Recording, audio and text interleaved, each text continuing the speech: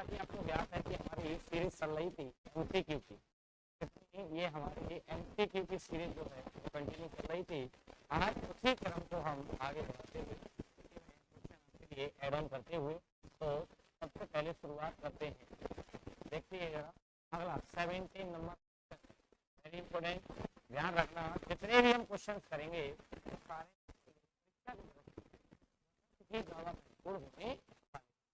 ये क्वेश्चन को ध्यान दें, कभी किस खुराक का पानी, अब एक लाइन है, अगर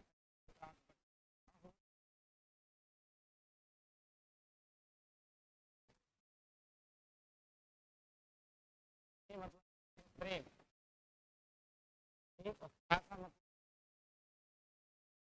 मतलब शराब, एक अमृत का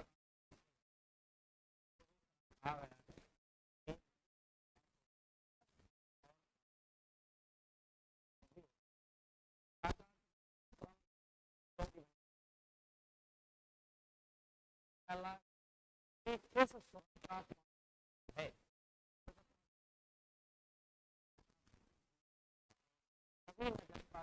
क्या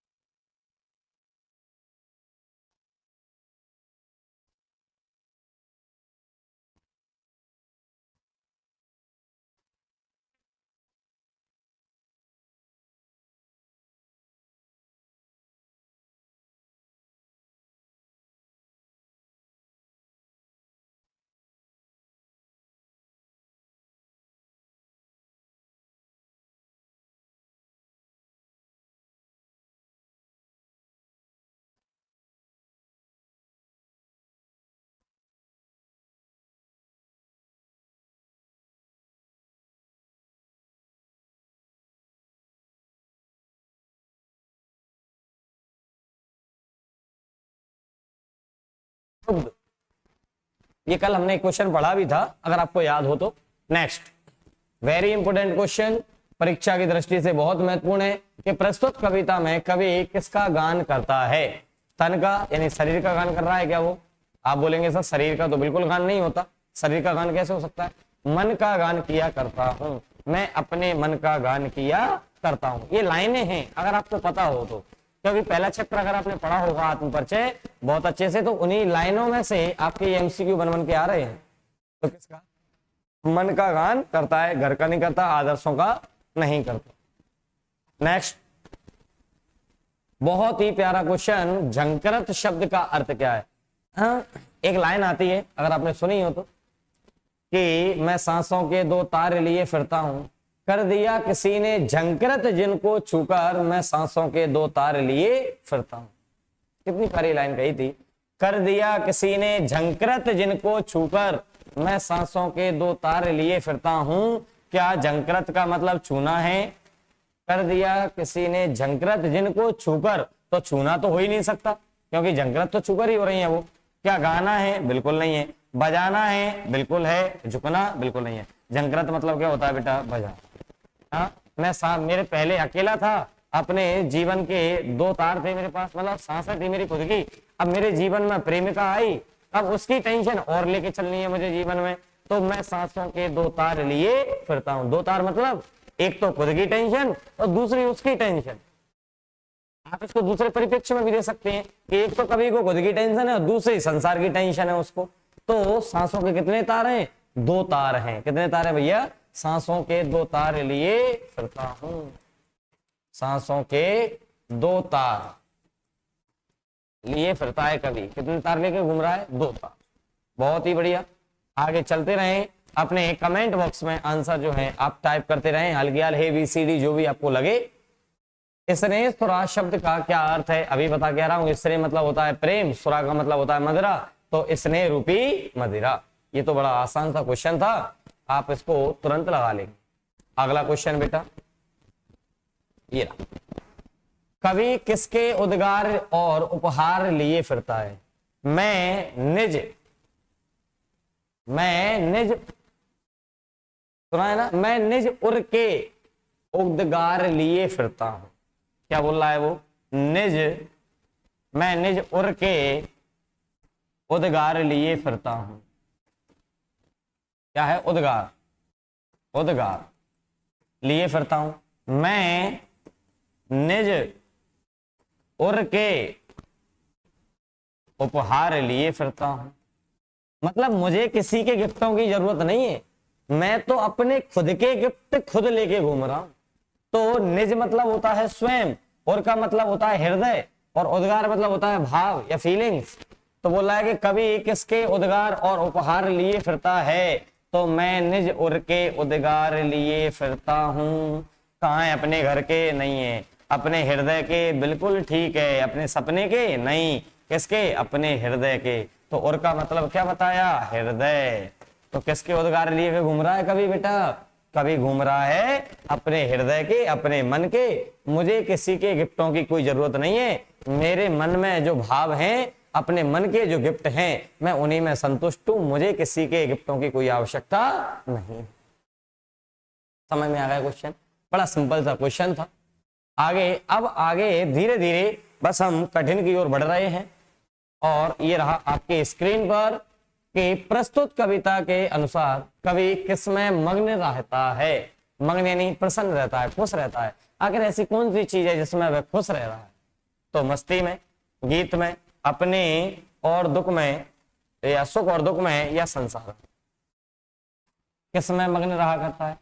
मैं सुख और दुख दोनों में मग्न रहा करता हूं। लाइन है कि मैं सुख और दुख दोनों में मग्न रहा करता हूं। अब इस लाइन को जरा समझ लो कि ये क्या कहना चाह रहा है आपसे, कि सुख और दुख में आकर व्यक्ति मग्न कैसे रह सकता है, खुश कैसे रह सकता है? देख, जब हम छोटी सी खुशी को अगर बड़ा नहीं मानेंगे, जैसे लाइक एक एग्जांपल से समझ, मान लीजिए मैं अपने घर जा रहा था, घर जाते जाते मुझे 10 की नोट मिली रास्ते में, ठीक है। अब मैं 10 की नोट मिली मुझे, मैं इतना खुश हुआ कि मैंने घर जाके ढोल नगाड़े और ये सब बजवा दिए, और ये मान लो कि डीजे बुक कर दिया कि नहीं आज तो 10 की नोट मिली है मुझे, हाँ, और पार्टियां चल रही हैं, ये हो रहा है वो हो रहा है। मिला क्या था मुझे? 10 की नोट। मतलब मेरी छोटी सी खुशी थी, उसको मैंने कितना बहुत बड़ा बना लिया अपने आप में। अब अगर मान लो कि मैं दूसरे दिन रास्ते से जा रहा था और मेरे पांव में हेवा लग गया और मैं वहीं गिर गया, हल्का सा मेरे यहाँ चोट लग गई, या मेरा जो है टिकना छिल गया हल्का सा, उसमें घर जाके मैं चाहता तो उस पर एक हल्का सा क्रीम लगा के वो ठीक हो जाता, लेकिन नहीं, मैंने पूरे रिश्तेदारों को इन्फॉर्म कर दिया, अपने जितने भी मेरे चाहने वाले सबको, कि नहीं मैं गिर गया, ठेवा लग गया और ऐसा हो गया और तुम मुझसे मिलने आओ और पता नहीं क्या क्या हो गया। मतलब छोटा सा दुख मैंने बड़ा बना लिया। अब कवि क्या कह रहा है कि छोटे से दुख को बड़ा मत बनाओ और छोटी सी खुशी को बड़ा मत बनाओ। खुशी है ठीक है, दुख है ठीक है, और दोनों को जब आप बैलेंस करके चलते हैं तो वहां क्या बोल रहा है कवि कि मैं सुख और दुख दोनों में कैसा रहता हूं? मग्न रहता हूं, खुश रहता हूं। ना तो मुझे खुशी ज्यादा प्रसन्नता देके जाती है और ना ही मुझे दुख ज्यादा दुख देके जाता है। दोनों को बैलेंस करके चलता हूं। छोटी चीज को बड़ा नहीं मानना, बड़ी चीज को छोटा नहीं मानना, तो मैं दोनों में क्या कर रहा हूं? बैलेंस कर रहा हूं। नेक्स्ट, तो कैसा है, सुख और दुख दोनों में मग्न रहा करता हूं। संसार में मग्न तो रह ही नहीं सकता वो। नेक्स्ट, कवि अपने हृदय में किस अग्नि को जलाने की बात करता है? क्या प्रेम रूपी अग्नि है, वियोग रूपी है, विरह रूपी है, और उपयुक्त में से कोई नहीं? तो ये तो वैसे ही हट जाएगा, एक आंसर तो होगा इसमें कोई ना कोई। तो प्रेम रूपी अग्नि जला रहा है क्या? नहीं। मैं अपने हृदय में दहा अग्नि करता हूं, लाइन है, तो कौन सी रूपी है वो, वियोग या विरह? विरह मतलब दुख होता है, वियोग मतलब होता है विछड़न। तो अब कवि को दुख है कि विछड़न है, बताइए जरा। तो आप कहेंगे सर कवि को तो विछड़न हुई थी, तभी तो उसको जाके दुख होगा, वियोग नहीं होगा तो विछड़न कैसे हो जाएगी? तो क्या होगा, वियोग रूपी। ठीक है, नेक्स्ट, अगला है, कवि किस अवस्था का उन्माद लिए फिरता है? कौन सी अवस्था में वो उन्माद लेके घूम रहा है, पागलपन के नशे में घूम रहा है, दुख है उसको? क्या प्रौढ़ावस्था में है, युवावस्था में, किशोरावस्था, वृद्ध अवस्था? तो आप बताएंगे कि कौन सी अवस्था में है वह युवा अवस्था में होता है, तब उसको ये सारी चीजें होती हैं। और युवा अवस्था ही एक ऐसी अवस्था होती है डिस्ट्रैक्शन होते हैं, सबसे ज्यादा अट्रैक्शन होती है। क्यों? क्योंकि ये अवस्था जो है ना, इसको तूफानी अवस्था भी कहा जाता है। और तूफानी अवस्था आप जानते हैं कि भयंकर तूफान वाली आती है, इसमें माता पिता, गुरुजन, अपने बड़े लोग जो आपको समझाते हैं, सलाह देते हैं अच्छी, वो आपको दुश्मन दिखाई देते हैं, और एक गलत मित्र आपको अपना भाई दिखाई देता है। क्यों? वो आपको गलत मार्ग पर ले जा रहा है, और आप उसको बड़ा प्यारा मान रहे हैं कि नहीं नहीं भाई, तुझसे अच्छा तो दुनिया में हो ही नहीं सकता, मेरा तुझसे प्यारा कोई भाई नहीं है दुनिया। क्यों? क्योंकि वो गलत ले जा रहा है, और सही ले जाने वाला वो तो बड़ा वैरी है, दुश्मन है, जानी दुश्मन, बिल्कुल प्यार है। ऐसे ऐसे वर्ड आप यूज करते हैं उसके लिए। क्यों? क्योंकि वो गलत स्थिति आपको बता रहा है, वो आपको प्यारी लग रही है। क्यों? क्योंकि योगा अवस्था में सारी चीजें होती हैं, और उसको तूफानी अवस्था भी कहा। आगे, कवि को किसकी याद रुलाती है? माँ की, पिता की, बहन की और प्रियतमा की। तो माँ और बहन छोड़ के चले जाते हैं तो लोग दो चार कहते हैं, लेकिन जब प्रियतमा छोड़ के चली गई तो जब हम लोग जीवन कलेश हो। अच्छा, हिंदी में जितने भी ज्यादातर कवि हैं, लेखक है, उनकी सबकी प्रियतमा छोड़ के गई है, तभी तो जाके उन्होंने ऐसी ऐसी रचनाएं लिखी। क्योंकि प्रियतमा का बहुत बड़ा रोल रहता है आज की प्रेम का। उसको अनुवाद शब्द का तो हो ही गया है, अनुवाद का होता है जोश मस्ती नहीं, संसार नहीं, प्रयास नहीं, क्या है, पीड़ा। आगे, अवसाद का अर्थ क्या है? अवसाद का अर्थ क्या होता है? दुख या पीड़ा। आगे बढ़ो, ये तो बड़े सिंपल से क्वेश्चन, ये थोड़ा सा ठीक है, क्वेश्चन आने लायक क्वेश्चन है। कभी किसका भार लिए फिरता है? तो मैं जग जीवन का भार लिए फिरता हूँ, फिर भी जीवन में प्यार लिए फिरता हूँ, कर दिया किसी ने झंकृत जिनको छूकर, मैं सांसों के दो तार लिए फिरता हूँ। कितनी प्यारी लाइन, किसका लेकर फिर रहा है वो? जग जीवन का भार लिए फिरता। नेक्स्ट, बहुत ही प्यारी सीरीज चल रही है, तो आप अपने, अब आएंगे थोड़ा सा मामला, अब आपके सामने संकीर्ण हो सकता है। क्यों? क्योंकि अब तक आपको पहले पहले चैप्टर के मिले थे, अब ये मिक्सर क्वेश्चन आ गए। लिखा है कि धूत कहो, अवधूत कहो, राजपूत कहो, ज्वाला कहो, कोहू काऊ की बेटी से ना ब्याह कर, काऊ की जाति बिगाड़ न सो। ये लाइन किसकी है बेटा? तो सबसे पहली बात तो ये तुलसीदास जी की लाइन है। किसकी लाइन है? तुलसीदास की। अब ये चैप्टर कौन सा है आपका? तो चैप्टर है आपका कवितावली, कवितावली। और तुलसीदास की मैं रचनाओं की बात करूं तो रामचरितमानस, रामचरितमानस है, ठीक, विनय पत्रिका है, विनय पत्रिका है। फिर आपकी और रचना में बात करूं तो विनय पत्रिका है, गीतावली है, कवितावली है, गीतावली है, कवितावली है, रामलला नेचू है, कई सारी रचनाएं हैं। अब ये लिख रहा है कि धूत कहो, अवधूत कहो। अवधूत का मतलब क्या होता है? मूर्ख। चाहे तो तुम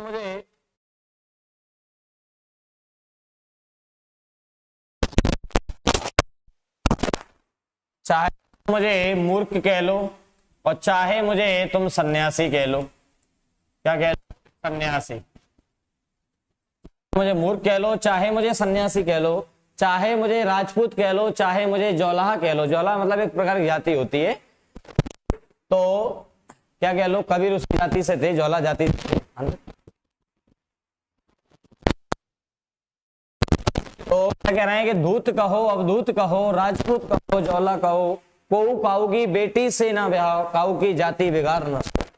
ये लाइनें हैं किसकी? तुलसीदास की। तुलसीदास ने चैप्टर कौन सा लिखा है? कवितावली। कौन सा है भैया? कवितावली। अब ये लाइन किसकी है? पराग गोरखपुरी की है? बिल्कुल नहीं है। तुलसीदास जी की? बिल्कुल ठीक है। रघुवीर साय? बिल्कुल नहीं। उमाशंकर जोशी? बिल्कुल नहीं। अब इनका बता देता हूं इन्होंने क्या क्या लिखा है, वो भी आप जान लो यहीं एक ही क्वेश्चन में। तो सबसे पहले उमाशंकर जोशी ने क्या लिखा है? छोटा मेरा खेत। छोटा मेरा खेत जो आपके सिलेबस में है, छोटा मेरा खेत और बगलों के पंख, बगुलों के पंख, ये इन्हीं का हो गया, छोटा मेरा खेत और बगलों के पंख। ये लिखा है रघुवीर साय। अब रघुवीर साय ने लिखा है कैमरे में बंद अपाहिज, कैमरे में बंद अपाहिज।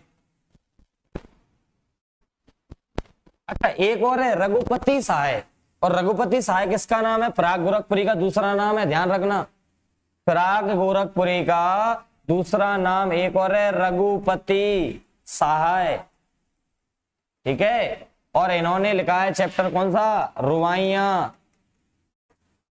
एक और था इनका गजल, लेकिन गजल आपके सिलेबस में से हट गया है। तो कौन सा चैप्टर है? रुबाइयां। और ये कौन है? फिराक गोरखपुरी, इनका दूसरा नाम क्या है? रघुपति सहाय, ठीक है। रघुपति सहाय इनका दूसरा नाम। रघुवीर सहाय ने क्या लिखा है? कैमरे में बंद अपाहिज। अच्छा ये कहाँ आते हैं? ये आपके तार सप्तक के दूसरे, तार सप्तक, तो तार सप्तक के जो द्वितीय चरण था उसमें दूसरे तार सप्तक के प्रमुख कवि माने जाते हैं, ध्यान रखना इस बात का, ठीक है। इतनी जानकारी पर्याप्त है एक क्वेश्चन के लिए, इससे ज्यादा जानकारी अभी आपको और मिलने वाली है। ओके भैया, चल आगे। आप लिख नहीं पाए, बड़ी स्क्रीनशॉट लेके रख लिया करो, जब समय मिले अगर मिल जाए तो पढ़ लिया करो, नहीं मिले तो कोई बात ही नहीं है बेटा। आगे, बाजार कब जाना चाहिए? ये किसने लिखा है? चैप्टर का नाम है बाजार दर्शन। बाजार दर्शन लिखा किसने? राइटर कौन है? जैनेन्द्र कुम्हार। जैनेन्द्र कुम्हार। इन्होंने एक स्टेटमेंट दिया था कि आप बाजार तभी जाएं जब आपका मन भरा हुआ हो।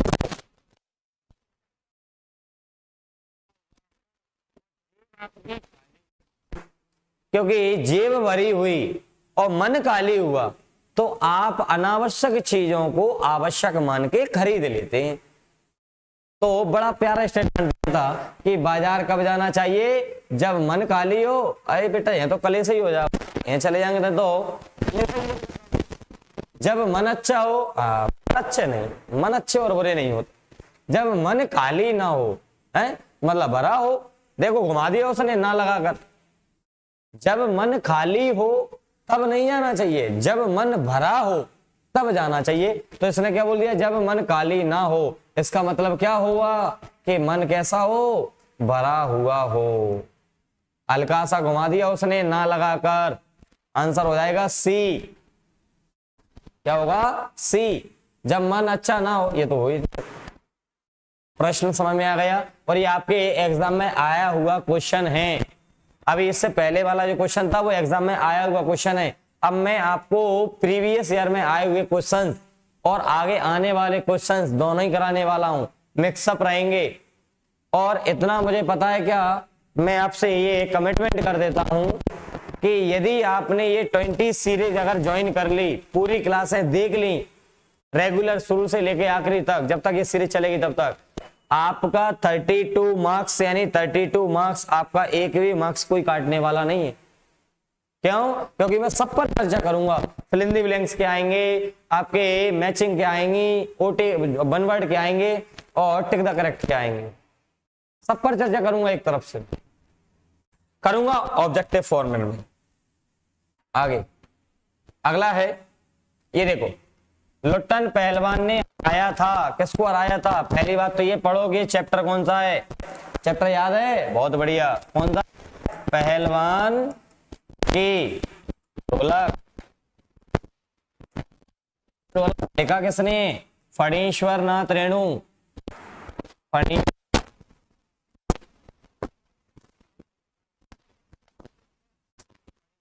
रेणु को सबसे ज्यादा प्रसिद्धि किसके लिए मिली थी?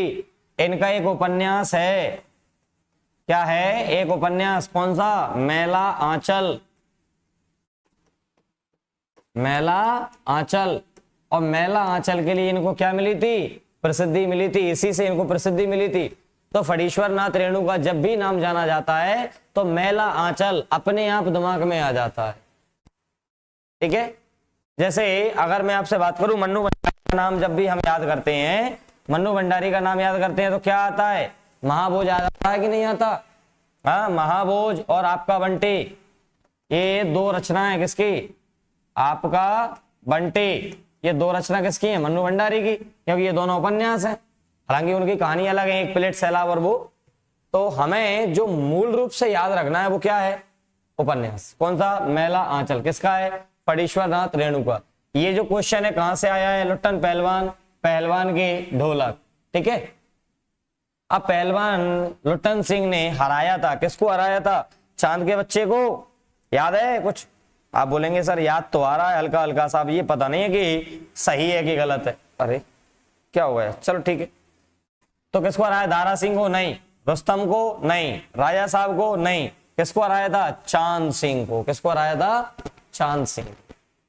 ठीक है, नेक्स्ट अगला प्रश्न ये रहा आपकी स्क्रीन पर, सीधा सीधा 1 करोड़ के लिए, जो कि आपको मिलने वाले नहीं है।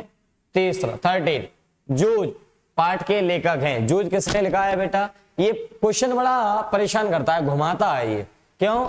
ये पहली बात तो ये समझिए कि जूझ क्या है? ये अनुवाद है। अनुवाद मतलब मूल रचना कहीं और है और इसका हिंदी में ट्रांसलेट किया गया है। तो ट्रांसलेट करने वाले कौन है? आनंद यादव। आनंद यादव कौन है? इस चैप्टर के लेखक हैं बेटा। कौन है? लेखक, जिन्होंने अपना आत्मकथ्य टाइप का लिखा हुआ है पूरा। ये इसी के मुख्य कैरेक्टर भी हैं, आनंद यादव। ओम तानवी, ओम तानवी कौन है भैया? ओम तानवी ने चैप्टर लिखा है, हाँ ठीक। मनोहर श्याम जोशी, और मनोहर श्याम जोशी ने कौन सा चैप्टर लिखा है? Silver wedding. सिल्वर वेडिंग ये लिखा है मनोहर श्याम जोशी ने, सिल्वर वेडिंग। और विष्णु करे तो है ही नहीं, तो ये क्या बचा आंसर? ओम थानवी। ठीक है, नहीं ओम तानवी ने शायद अतीत में दबे पांव लिखे हैं। एक बार इसको क्रॉस चेक कर लेना, ओम तानवी का शायद अतीत में दबे पांव है। अतीत में दबे पांव, दबे पांव। एक बार जरा इसको क्रॉस चेक कर लेना कि आनंद यादव तो लेखक हैं इसके, लेकिन अच्छा लेखक ही पूछा है क्या? हाँ ठीक है, तो लेखक तो यही आनंद यादव, सही है। मैं अनुवाद सोच रहा था, अनुवाद भी किया है इसका, इसका अनुवाद भी किया है। हाँ सही याद आया, अनुवाद किया है इसका केशव प्रथम वीर ने। केशव प्रथम वीर, इन्होंने क्या किया है? अनुवाद। सारे क्वेश्चन क्लियर हैं। इन्होंने, ओम तानवी ने लिखा है अतीत में दबे पांव, मनोहर श्याम जोशी ने लिखा है सिल्वर वेडिंग, और आनंद यादव ने लिखा है जूझ। और जूझ का अनुवाद जो किया है वो किया है किसने? केशव प्रथम वीर ने। चारों पांचों क्वेश्चन समझ में आ गए? ठीक, ये बितान आपकी बुक है और ये बितान के क्वेश्चन थे पूरे। किसके थे भैया? बितान। नेक्स्ट आगे देखिए कि टीवी पर प्रसारित खबरों में सबसे महत्वपूर्ण है। आज ही पढ़ा रहा था आपको ऑफलाइन में।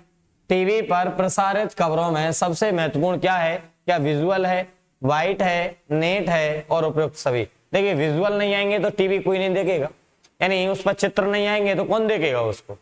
तो विजुअल आना तो जरूरी है ना टीवी पर। आगे वाइट, वाइट मतलब होता है कथन। वाइट का मतलब क्या होता है? कथन। कथन जानते हैं? नीचे ब्रेकिंग न्यूज चलती है, हेडलाइन चलती है जो, अगर वाइट नहीं होगी तो फिर लोग क्यों देखेंगे न्यूज को भी? लिखा आता है ना ऊपर महादंगल, और फलाने ने फलाने पर आक्रमण किया, और ये वहां से वहां चला गया, या विदेशी मंत्री का दौरा हुआ, इनके ये वक्तव्य हैं, इन्होंने ये स्टेटमेंट दिया है, तो वो सब किस में आता है? वो वाइट में आता है। और नेट आप जानते ही हैं, और उपरोक्त सभी, तो आंसर क्या हो जाएगा? डी। नेक्स्ट, नेक्स्ट क्या है बेटा? कि किसकी गर्मी बाजार से अधिक सामान खरीदने पर विवश करती है? कौन सी गर्मी है? हाँ, जेठ की के बादों की? आप कहेंगे सर बादों में कब से गर्मी पड़ने लगी? तो जेठ की हो सकती है बेटा। देखिए किसकी गर्मी होगी? पैसे की। लोग कहते हैं ना कि पैसे की गर्मी दिखा रहा है, तो पैसा होता है तो गर्मी तो होती है, ये बात सही है, क्योंकि जेब गर्म है तो दुनिया नरम है बेटा। अगर जेब गर्म है तो दुनिया नरम है, और जेब अगर काली है तो ये जेब नहीं, ये जेब अलग होता है और ये जेब अलग है, दोनों अंतर है दोनों शब्दों में, ध्यान रखना। ये जेब का अर्थ जानते हैं, जेवरात बनते हैं, आभूषण गहने, और जेब का अर्थ क्या है? खीसा। क्या है? खीसा, जिसको अपनी भाषा में अपन कहते हैं पॉकेट। तो जेब में पैसा होगा तो गर्मी तो होगी। तो किसकी गर्मी बाजार से अधिक सामान खरीदने पर जोर देती है? मौसम की? नहीं। किसकी? पैसे की। किसकी? पैसे की। तो पैसे की तो गर्मी है।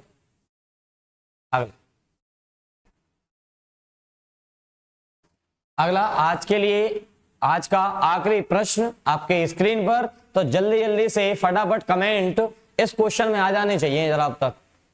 लेखक आनंद यादव अपनी मां को ले गए, कहां ले गए? दत्ताजी राव के यहाँ, बामन पंडित के यहाँ, रणन रवि मास्टर के यहाँ और कच्चा अध्यापक के पास। कहां ले गए थे? फटाफट बताएंगे मुझे, तो आप आंसर तो लगा ही लेंगे इसका। कहां लेके गए थे वो? दत्ताजी राव के यहाँ। और दत्ताजी राव के यहाँ जाके क्या बोले?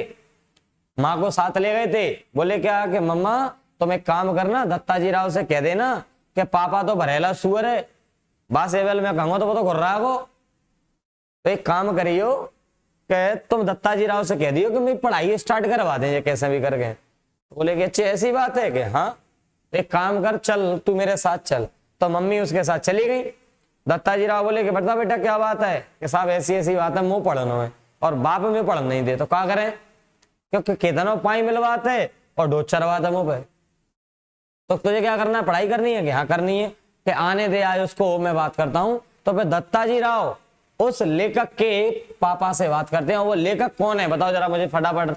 आनंद यादव, ये लिखा तो है आनंद यादव। तो आनंद यादव अपनी माँ को ले गए थे। कहां ले गए थे? दत्ताजी राव। ये बामन पंडित कौन थे? तो बामन पंडित तो पढ़ाते थे। रणनवे मास्टर कौन थे? ये भी पढ़ाते थे। और कच्चा अध्यापक के पास तो जाना ही नहीं था। तो आज के लिए केवल इतना सा ही, आगे मिलेंगे अपन कल नेक्स्ट वीडियो में। तब तक के लिए आप क्या करें, आप वीडियो को अच्छे से वॉच कर लें, जहां जहां आपको डाउट लगे कमेंट्स में डाल दिया करो। कमेंट्स सबसे पहले मैं कमेंट्स ही लेता हूं आगे। एक बच्चे का कमेंट्स आया था कल कि सर इंग्लिश की क्लास कब से स्टार्ट होगी? तो इंग्लिश की क्लास भी एज सुन एज पॉसिबल, जितनी जल्दी हो सकता है हम आपके लिए प्रोवाइड करा देंगे। 1-2 दिन का समय और दीजिए हमें। और एजी वाले बच्चों के भी कुछ मैसेज आए थे कि सर हम लोगों से कौन सी दुश्मनी है? भैया आपसे कोई दुश्मनी नहीं है, आप मेरे सब प्यारे प्यारे चहेते हैं। तो मेरा किसी से, मैं सबके लिए जितना प्रयास हो सकता है सबके लिए प्रयास करूंगा। और एजी की भी 1-2 दिन में ही क्लास आपके सामने आ जाएगी। ठीक है, क्लास 10th के लिए कल या परसों से शाम को 6:30 बजे से एमसीक्यू भी स्टार्ट हो जाएगी। लगभग सारी क्लासेस में एमसीक्यू भले ही हम आधे घंटे की करें, लेकिन उसमें कंटेंट बहुत होगा। कंटेंट जो होगा एग्जाम ओरिएंटेड होगा। ठीक है, तो आप लोग क्या करेंगे, अब अपने सभी मित्रों को इस क्लास को शेयर कर देंगे कि यदि तुम्हें ओटी गलत नहीं करनी तो केवल सर की फालतू की पंचायत सुन लो, ये क्वेश्चन होगी, आपकी एक भी ओटी गलत नहीं होगी। ठीक है, तब तक के लिए बेटा bye bye, good night, take care.